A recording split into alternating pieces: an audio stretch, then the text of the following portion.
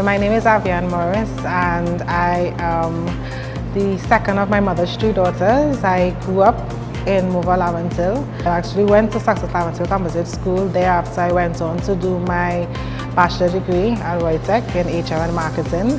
Thereafter I went on to do my master's degree in small and medium enterprise management. So for me, business has it's always something that I was interested in, so I pursued it to the highest level.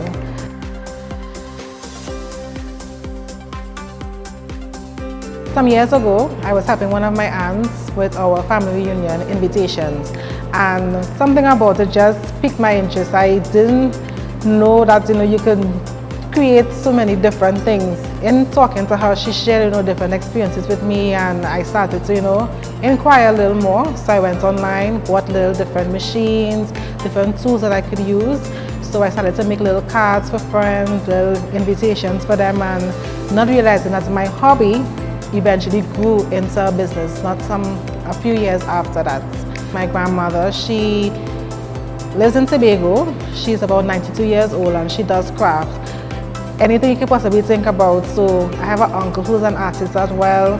Well, my aunt, who I mentioned earlier on, who has her own business, who does invitations and stuff as well in the States. So it's almost like it was inevitable that I would have eventually found my niche in being an entrepreneur, doing business.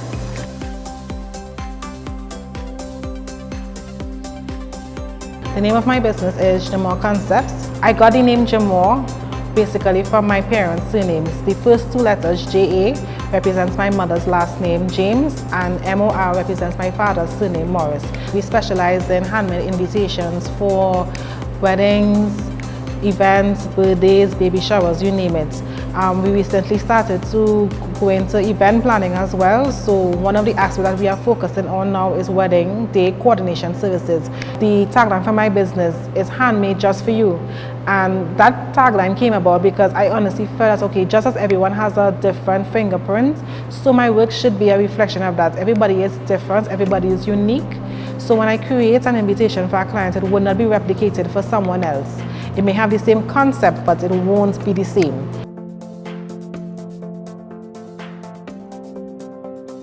But I really enjoy meeting people. I've met some really great people along my journey.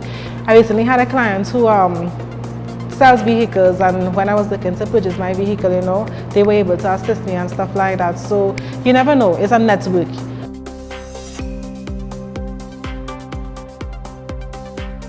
Anyone who is aspiring to be an entrepreneur, I would always advise you, surround yourself with positive people, because there were a few who was like, why you want to do wedding invitations? I mean, the industry is already saturated.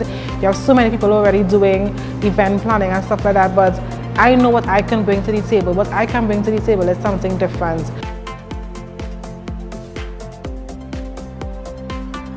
My challenge would be to leave a legacy. I believe that a wise man leaves an inheritance not just for his children, but his children's children.